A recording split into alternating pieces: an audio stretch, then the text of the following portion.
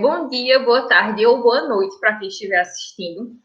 Hoje a gente dá início ao projeto Sala dos Professores, que é onde a gente vai poder conversar um pouquinho com os nossos mestres sobre assuntos além da sala de aula. Afinal, quem é que não quer saber as histórias, os conflitos e também as alegrias que os fizeram ser quem são hoje, né? É uma grande parte da nossa inspiração diária. O meu nome é Carla Milena, eu sou estudante de Direito do 7º período diurno. Meu nome é Alf Pontes, estudante de Direito, 8º período. Meu nome é Iago Inácio, também sou estudante de Direito do 7º diurno. E hoje nós vamos ter como nossa primeira entrevistada a professora Paula Rocha. Ela é advogada, especialista em ciências criminais e em processo penal, mestre em economia e doutora em desenvolvimento urbano, todos pela UFPE, e ainda doutora de Direito pela Universidade Católica de Pernambuco. Ex-aluna do curso de Direito da SES UNITA, hoje é professora e já foi coordenadora adjunta do curso. Pesquisadora e autora de diversos trabalhos e também poeta, e com uma autêntica cidadã bezerrense, é foliã e carnavalesca. Professora querida e admirada por todos os seus alunos, pela competência técnica e pela empatia e atenção que tem a todos. Seja bem-vinda, professora. Bem, minha gente, muito obrigada pelo convite. Eu me sinto muito honrada em inaugurar esse ciclo de palestras, de bate-papo, né, a bem da verdade, nesse formato Sala dos Professores, que eu achei genial, porque realmente, né, muitas vezes, os nossos alunos, eles têm curiosidade em saber a respeito de questões que vão além da sala de aula, né, além do professor em sala de aula. E aí eu achei genial essa ideia. Parabéns, Daci. Parabéns a vocês, alunos e alunas que fazem parte desse projeto. E o que eu tenho a desejar é muito sucesso nessa empreitada, que eu sei que já vai ser muito seguida e muito assistida pela comunidade acadêmica e, enfim, pelas demais pessoas. Professora, e desde já, a gente gostaria de agradecer à senhora por ter se prontificado em participar desse nosso projeto que, de certa forma, só está iniciando. Então, desde já, eu direciono meus agradecimentos, assim como de todos que fazem parte do projeto. E, para iniciar, professora, nós sabemos que há mais ou menos 5, 6 meses, a gente começou a passar e até mesmo vivenciar um estado de calamidade pública em nosso país, onde, de certa forma, tivemos que adotar medidas e acabar seguindo protocolos para tentar inibir a propagação do Covid-19. Então, desde já para iniciar, eu gostaria de saber como a senhora está e como tem sido para a senhora atravessar os desafios trazidos pela pandemia. A pandemia, né, ela, além de trazer uma grave crise humanitária, né, do ponto de vista não apenas da saúde, mas de evidenciar, né, as disparidades sociais, as disparidades socioeconômicas, disparidades de classe.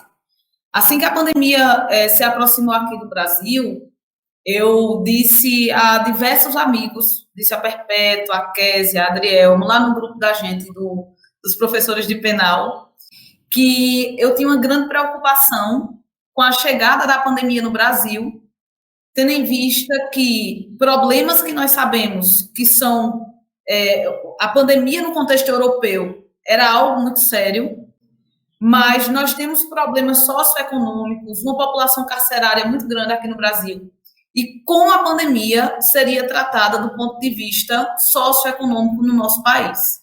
Para vocês terem ideia, eu tinha pesadelos. Eu passei várias noites tendo o mesmo pesadelo. E era muito interessante porque eu ia dormir e no outro dia o pesadelo continuava de onde tinha parado no dia anterior, de tão angustiada que eu fiquei. Né? Então, do ponto de vista de país, né, essas questões elas foram confirmadas, né, minhas angústias e meus medos. Do ponto de vista pessoal, eu passei uma semana em choque, né? Eu acho que todo mundo passou ali naquela primeira semana de março, até a gente retomar todas as atividades. Uma semana em choque, sem saber o que fazer. né? E aí depois iniciou o processo de autoconhecimento, de quebra, né, de algumas, de aprendizagem. Para vocês terem ideia, todos os youtubers que vocês imaginarem, eu assisti live, aula, enfim, kit youtuber, comprei kit youtuber, enfim, a ruptura, né, de um modus tradicional que a gente sempre tomou como o mais adequado, mas que não mais poderia ser implementado naquele momento em razão de uma crise de saúde humanitária. E aí a gente precisava levar conhecimento de qualidade para os alunos da gente, defesa de qualidade para os clientes do escritório. Então, enquanto advogada, enquanto professora, eu tive que me reinventar. Para vocês terem ideia, aqui na minha casa eu montei um estúdio, quebrei parede, apliquei papel de parede, enfim, né, para criar condições minimamente favoráveis para levar algo, pelo menos, de certa qualidade, tanto para os meus alunos quanto para os meus clientes, né? Ou seja, atendimento por videoconferência. Agora, imaginem vocês na advocacia criminal, que tem assuntos que precisam ser tratados no face-to-face, em que, muitas vezes, esses instrumentos tecnológicos não trazem para a gente a segurança, que é a segurança de você estar conversando sem nenhuma rede por perto. Então, a gente teve que se refazer, né? Enquanto eu, no meu caso, enquanto advogada e enquanto professora, mas também enquanto dona de casa, porque tem uma outra questão, né? Nós, mulheres, historicamente, somos sobrecarregadas. E no cenário de pandemia, a sobrecarga, ela reifica-se, né? Ou seja, além da mulher ser a profissional, ela termina virando também a cozinheira, a lavadeira, a passadeira, enfim. E esse excesso de tarefas também foi muito estressante, né, ao longo de todo esse período. Professora, ainda dando continuidade, em meio a todos esses desafios, eu gostaria de saber como foi o desafio de ter tido um semestre com aulas à distância e quais são as suas expectativas para esse novo semestre que acaba de iniciar. Bem, as minhas expectativas são de retomada, né, de acordo com o que as autoridades estaduais forem determinando, né, sendo que a gente tem que seguir rigorosamente o que as autoridades sanitárias determinam, por mais que a minha vontade seja, eu até disse hoje de manhã a uma amiga minha, estou com vontade danada de me amontoar, por mais que a vontade seja grande, mas a gente tem que seguir aí rigorosamente o que as autoridades sanitárias determinam. Então, a minha expectativa é de retorno à medida em que forem sendo autorizadas as estratégias de retorno. O enfrentamento de um semestre letivo à distância, ele traz, na verdade, dois enfrentamentos, na minha ótica. O primeiro, que é o de levar teoria de qualidade para o aluno e para a aluna, levar conteúdo científico. Mas tem um outro que talvez eu me preocupasse tanto quanto levar um conteúdo científico de qualidade, que era o de não permitir que nós nos distanciássemos ao longo desse semestre. Ou seja, de que os laços e os vínculos, eles estivessem sempre muito, muito apertados. E aí, eu tentei criar estratégias, como, por exemplo, o grupo de representantes de turma, porque isso permitiria um diálogo mais próximo com cada turma. Minhas redes sociais são abertas, então também a gente cria um laço de rotina, né? A rotina da gente termina sendo apresentada nas redes sociais e os nossos alunos, nossas alunas terminam acompanhando essa rotina. Então, eu também tinha a preocupação de não fragilizar essa relação, né? Essa relação humana que vai além da sala de aula. Então, mas as minhas expectativas são que voltemos, se Deus quiser, o mais breve possível. Professora, e nesse momento de pandemia caótico que nós vivemos, como a senhora disse, é um momento que nós temos que inovar para melhor se adaptar.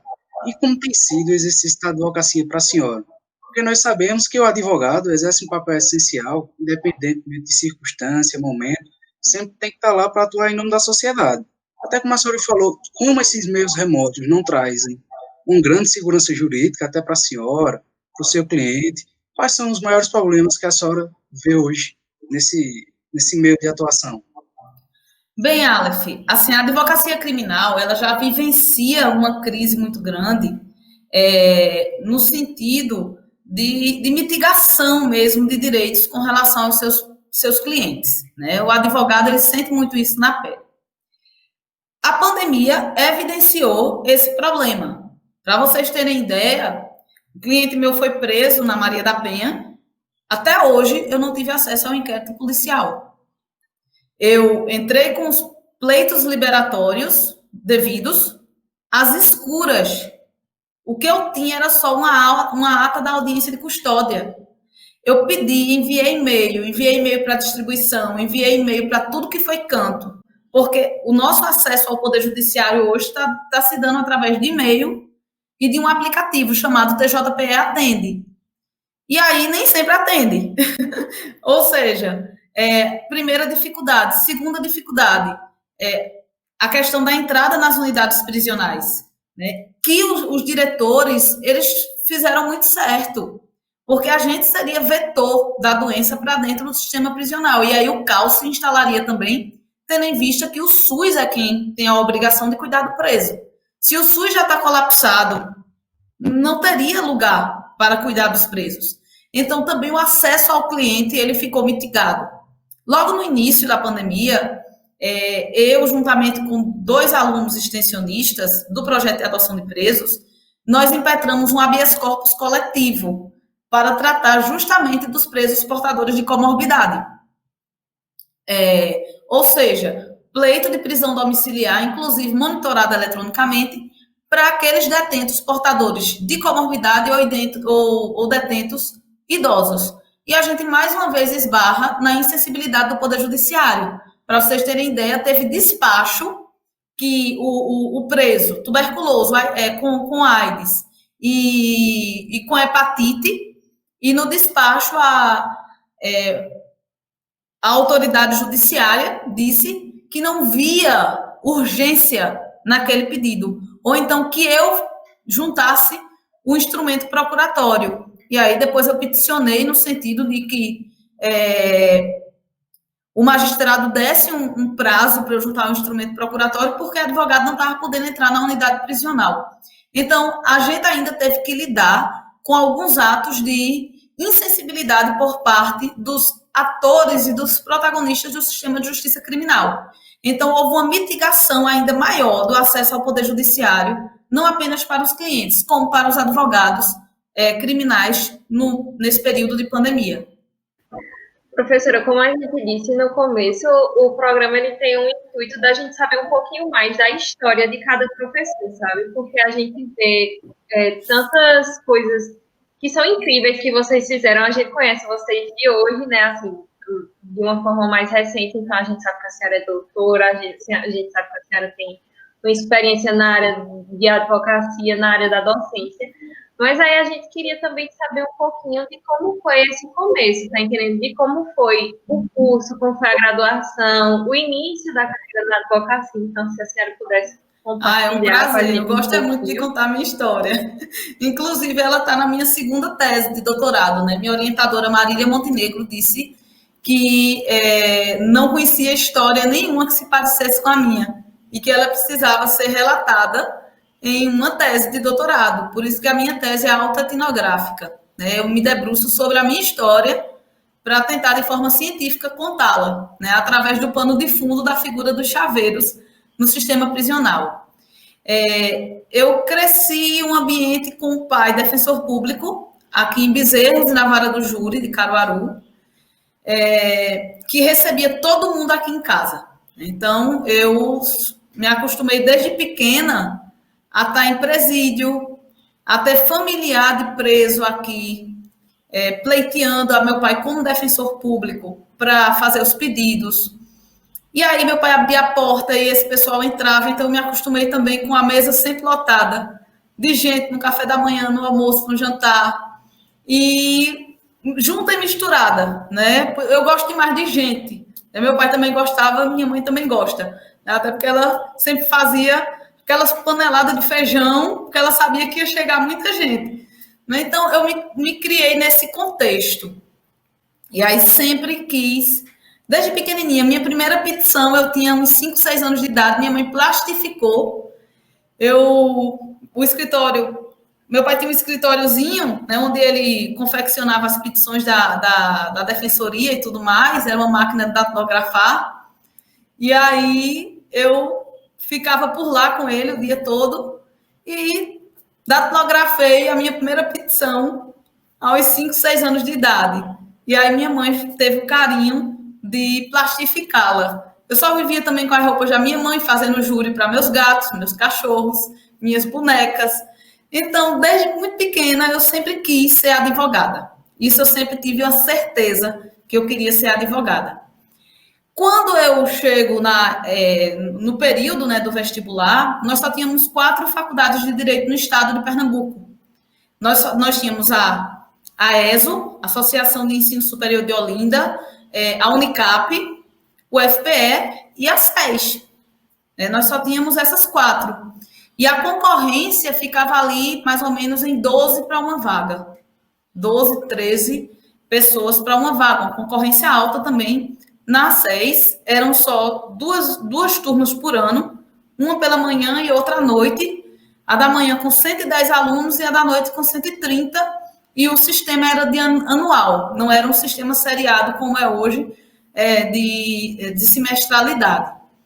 E aí, em 1999, eu entro no curso de Direito na turma da manhã da A6. Felipe Villanova, Marco Aurélio, nas turmas, acho que um ano depois, o Darcy foi da noite, Emerson. Então, um grupinho de amigos, né, que a gente se conhecia, enfim, era aquela amizade boa, as turmas eram muito amigas. E aí, eu, em 1999, entro no curso de Direito. Em março, eu estou fazendo júri com meu pai, já na vaga do júri, pela Defensoria Pública. Em fevereiro, eu me matriculei, em março, eu já estava no Tribunal do Júri. E aí, virei a estagiária morra de pai. Eu fazia tudo, de Caruaru e de Bezerros, que ele cumulava as 2 defensorias públicas. No ano 2001, em 2000, eu ingresso no Direito Achado na Rua, da professora Ana Maria Barros, que eu sempre tive a ver extensionista, eu sempre quis a extensão universitária. Em 2001, eu conheço Perpétua. E aí, ela chega com o programa Adoção Jurídica de Cidadãos Presos, e na época fomos pouquíssimos alunos. Eu, Manuel Germano, George Washington de Oliveira, José Carlos de Oliveira, enfim, uns 10 alunos ou menos, e a gente encampa a ideia e no dia 11 de setembro de 2001, inicia o programa, que na época era o projeto de adoção de presos, no dia da queda das Torres Gêmeas. Então, a gente estava dentro da penitenciária quando estava passando em todos os noticiários a queda das Torres Gêmeas, e um preso corre, Tião, e diz, venham ver, estão derrubando as torres. Deixa de mentira, Tião. E aí corre todo mundo para dentro da cela de Tião para assistir numa televisãozinha pequenininha, em preto e branco, a derrocada das Torres Gêmeas. Então, tem uma simbologia muito grande para a gente o dia do nascimento aí do projeto de adoção de presos. Finalizei em 2003 o curso de Direito, quando meu pai estava se aposentando da Defensoria Pública. Então, houve essa coincidência. E aí, ele muito feliz, a gente tem um terreno aqui pertinho de casa, esse que eu falei agora há pouco para vocês, muito feliz, ele chegou para mim e disse, Paulinha, estou me aposentando, quero montar um senhor escritório, quero construir um super escritório com uma super estrutura. Nessa época, eu ensinava no Colégio Cenecista São José. Eu sou professora desde 1999. Quando eu entrei na faculdade, eu estudava de manhã, dava aula à noite, e à tarde ajudava meu pai na Defensoria Pública. Chegava em Bezerros, já ia para o colégio, dava aula até às 22 horas e voltava para casa a pé. Então, essa já era a minha rotina. E aí, quando meu pai disse que ia construir o escritório aqui, aí eu disse, quero não. E ele disse, como é a história? Eu disse, quero não, pai. Eu não quero pelo seguinte, porque aqui eu vou ser, não que eu não tenha muito orgulho de ser sua filha, mas aqui em Bezerros eu vou ser eternamente a menina de Paulo Rocha, a filha de Paulo Rocha. Eu nunca vou ser Paula Rocha, a advogada, a profissional. Porque ele foi, inclusive, vereador várias vezes aqui na cidade, meu tio, candidato a prefeito. Então, a gente tem uma história muito forte na cidade. E a história muito forte é que, inclusive, depois de aposentado, ele continua a fazer tudo de graça para todo mundo. Né? Ele continua a ser defensor público depois de aposentado. Ele nunca conseguiu cobrar ninguém. E eu tinha também esse medo, né, de ele me sobrecarregar de trabalho, mas eu não consegui crescer profissionalmente. E aí ele ficou muito triste comigo. Na época eu liguei para a Perpétua, porque a Adelmar Bezerra, professor Adelmar, do Instituto Adelmar Bezerra, estava precisando de uma pessoa para dar aula em cursinho preparatório para a Polícia Militar à noite, lá no Antenor Simões, na Rua Bahia. E o cursinho terminava às 22h30. Eu não tinha carro, na verdade, eu tinha ganho um Fusca. Só que ele era todo cheio de buraco no piso. E quando eu saía com o Fusca, eu tinha que pedir ajuda a todo mundo da rua para empurrar o Fusca. E teve um dia que o Fusca deu um prego, eu comecei a chutar o Fusca, me abusei com ele, vendi e fiquei sem Fusca. Né? E fiquei sem nada. E aí eu não tinha como me locomover, não tinha casa em Caruaru, não tinha um tostão no bolso, e pai estava muito irritado comigo. Né? E tinha só a OAB. Então, e aí eu consegui dar aula nesse cursinho, pedi demissão do Colégio São José, fui embora, liguei para a Perpétua disse, Paulinha, a penitenciária está precisando de advogado voluntário lá, tu não quer não? Eu disse, quero, porque eu vou começar a ser conhecida. E aí ela disse, amanhã eu te apresento, Sirlene já me conhecia, mas a gente leva a proposta a Sirlene, tu mora lá, tu fica morando lá, presta o serviço, né, advoga, de graça, faz as 3 refeições, toma banho, dorme, e à noite você vai dar sua aula no Antenor Simões. Eu disse, oxi, fechado, fechou, vamos embora. No outro dia, eu saio, pego uma lotação aqui em Bezerros, desço ali, onde hoje é a UPA, era uma pedra que tinha ali, em que as lotações paravam ali, sigo caminhando até a unidade prisional com uma calça de crepe da minha mãe verde e uma camisa também verde. Se uma cabra me visse, eu ia levar uma carreira. E aí a gente apresenta a proposta a Sirlene, que aceitou na hora. Pode ficar, doutora Paula. Pode ficar morando aqui. E aí eu me mudo de mala e cuia para a penitenciária, de segunda a sexta, inicialmente.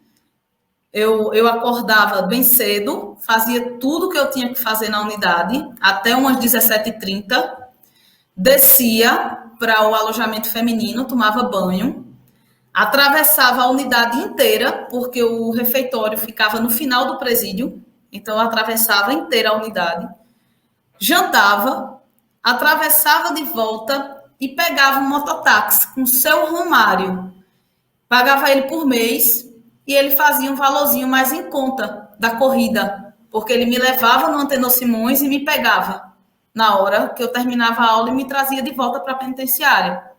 Quando chegava na penitenciária, às vezes o alojamento feminino estava cheio, estava Detinha, que era psicóloga, as agentes penitenciárias, eram só 2 beliches, então só dava para 4 pessoas, e entre uma cama e a outra, o espaço era tão pequeno, tão apertado, que não cabia um colchão, né, entre elas. E aí eu pegava emprestado no alojamento masculino um colchão, e subia a escadaria do administrativo e dormia no departamento jurídico. E aí eu adotei o departamento jurídico como meu quarto e passei a dormir no departamento jurídico, no chão, ao lado de um birô. E quantas vezes eu muito cansada, que a rotina era muito pesada, eu fui acordada pelos presos, né? Às 7h da manhã tinha a contagem, depois da contagem eles iam fazer a limpeza do setor administrativo, os presos concessionados. E às vezes eu estava dormindo, e aí eu me acordava, doutora, doutora, a senhora tem que fazer a limpeza. Eu saía com o colchão embaixo do braço, de baby doll, muito sem noção, não tinha noção nenhuma da vida. E fui ficando. Em 2005, eu faço a seleção da pós-graduação em Ciências Criminais, na SES, passo e fico até o sábado, que a aula era no sábado, já que eu estou até a sexta, eu fico até o sábado. Depois eu fiquei até o domingo. Então, quando eu menos esperei, eu estava de domingo a domingo morando na unidade prisional e em 2000 e crescendo na advocacia, bem devagarzinho. Consegui montar um pequeno escritório lá no empresarial de seu Felizmino, doutor Felizmino, ali por trás da prefeitura. Só tinha um birô, um computador, uma cadeira e um filtro. Esse era o meu mobiliário do meu escritório. E em 2007 eu fiz a seleção de professor da SES. Já tinha concluído a pós-graduação, fiz a seleção de professor, ingressei no lugar da professora Perpétua, que ela ia sair de licença maternidade, e eu fui tirar a licença dela, fui ficando, estou até hoje, né? Enfim, de 2007. Na verdade, eu estou na SES desde 1999, né? São 21 anos dentro da SES, primeiro como aluna da graduação, depois da especialização e depois como professora. Mas esse foi o começo pesado, viu? Começo raiz. Professora, é interessante porque às vezes a gente tem essa impressão de que os professores já começaram de uma forma mais fácil, tá entendendo? Às vezes a gente acha que vocês já começaram doutores e advogados e promotores, mas não, sabe? Conhecer também tão profundamente essa sua história, e assim, é de arrepiar, sabe? Teve hora que a senhora estava falando e eu fiquei toda arrepiada, e eu, meu Deus, é realmente muito profundo e é muito precioso tudo isso que a senhora está contando a gente. Eu tenho um orgulho danado da minha história. Tem motivo para ter mesmo. E assim, professora, também é bem interessante essa ligação com Perpétua, né? Que várias vezes na sua fala a senhora disse Perpétua. E também essa primeira oportunidade, assim, como professora na SES. É bem interessante essa ligação de vocês. A gente costuma dizer que a ligação da gente não é dessa vida, né? Eu acredito que não seja mesmo. Né? O universo nos fez reencontrar, né? Eu acho que a gente se reencontra, o universo disse, deixa eu botar essas duas meninas de novo juntas para uma... professora Perpétua abriu todas as portas para mim, eu tenho muita gratidão a ela, vou levar essa gratidão para o túmulo e para outras vidas, né? Porque eu acho que a gente se encontra em outras, se Deus quiser. Adriano também é um amigo que a gente se encontrou lá em 2003, no projeto de adoção. Eu estava terminando já a faculdade e até hoje a gente mantém aí a mesma amizade. Sim, e professora, assim, querem também aprofundar um pouquinho nisso que a senhora está contando a gente, a senhora ficou bem clara, assim, que era desde criança essa vontade de advogar, né, pelo exemplo do seu pai, mas sempre o sonho foi realmente ser advogado, ou esse sonho era ser defensor, ou esse sonho era ser promotor, algum outro cargo? E também, assim, esse desejo pela docência, foi a docência que lhe encontrou ou já era um sonho também de criança? Como foi isso? Bem, é o seguinte, eu sempre quis ser advogada. E eu sempre disse muito que eu só abriria mão de ser advogada para ser defensora pública. Porque eu seria advogada sem cobrar, né? Aí seria o auge do sonho, né? Que quem faz as cobranças do escritório mais é a minha sócia, que eu sou muito ruim, por mim eu faço tudo de graça para todo mundo. E aí o pessoal vai dizer que eu vou morrer pobre.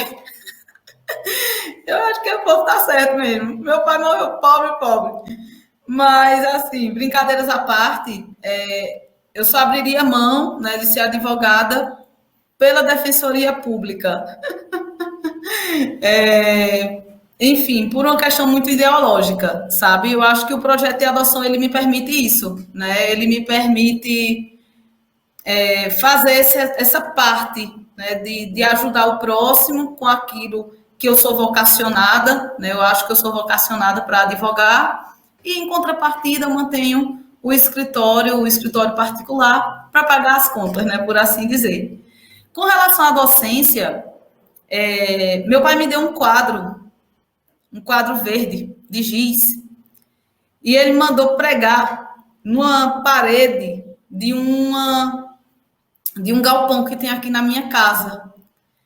E aí, toda tarde, minha casa, isso eu tinha os meus 6, 7, 8, 9, enfim, porque a partir de então eu nunca deixei de ser professora. minha casa lotava com os meus coleguinhas de sala, que vinham para cá para a gente estudar, mas na verdade eu era professora. E eu dava aula para tudinho. Né? Depois, quando terminou o ensino médio, a gente foi estudar para o vestibular, continuou estudando aqui em casa. Em 99 eu ingressei como professora do ensino médio, onde fiquei até 2003. De 2003 a 2006, como professora de cursinho preparatório para concurso, e de 2007 até hoje, como professora do ensino superior. Então, eu acho que as duas vocações, elas sempre estiveram muito presentes na minha vida. Né? Eu me sinto professora e me sinto advogada, e sinto que eu só sou plena se eu estiver exercitando essas duas profissões. E eu acho, inclusive, que uma complementa a outra e vice-versa. Porque, por exemplo, quando eu levo para os meus alunos a minha prática da advocacia, eu sinto que o encontro entre a teoria e a prática agrega mais valor para o meu aluno se eu só levar a teoria. E como eu levo a prática? Se eu estiver atuando. Né? Então, eu acho que esse é o encontro perfeito.